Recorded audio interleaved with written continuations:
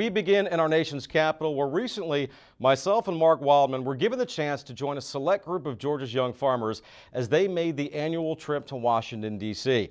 Now in its 28th year, the purpose of the trip is to allow these young men and women to visit with lawmakers and to learn how farm policy is made. About one with a smile. It's often said that a picture is worth 1,000 words. But for these 32 young farmers, words alone can't even begin to tell the story of just how valuable the Georgia Farm Bureau's annual trip to our nation's capital really is.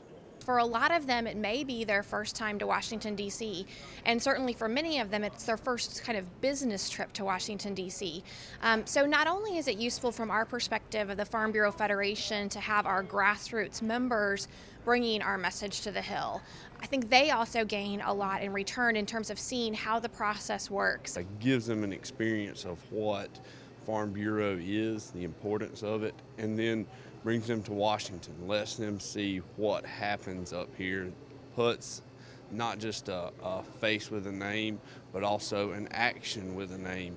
According to GANAS, the selection process for the young farmers trip is on a first-come, first-served basis, and there's usually a waiting list. He also tells me that planning for the trip is a year-long process.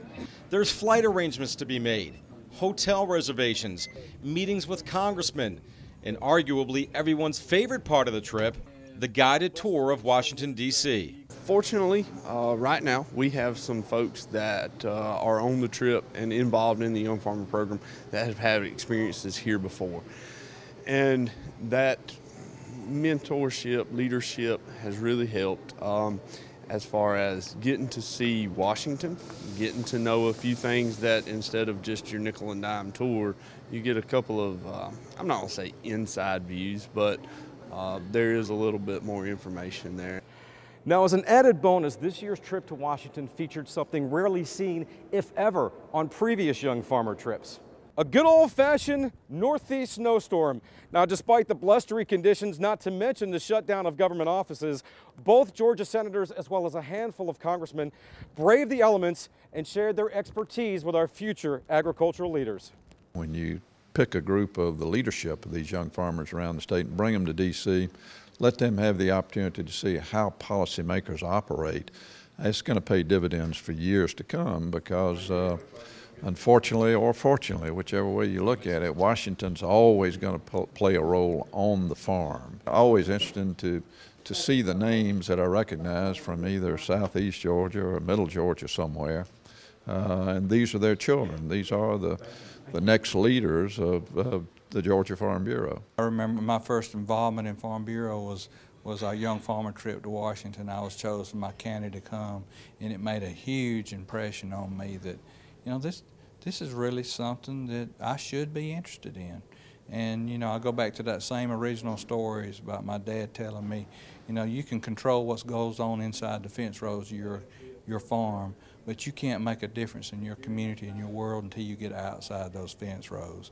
And that was really the first time I had experienced that, and it made a huge impression on me, changed my life. Of course, change is a big reason why congressmen and senators are selected by the people.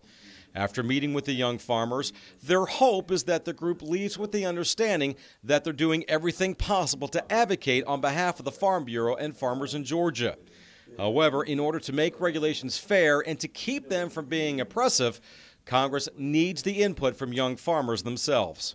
I think that these young men and women coming up from the farm and explaining to members how something like the federal estate tax is going to keep them from being able to farm in the future goes a long way towards helping us get common sense pieces of legislation like that passed so that we can keep the farm in the family. Because I'm going to tell you, if we don't keep the families that are farming now farming, I'm not sure who's going to be doing it 20 years from now.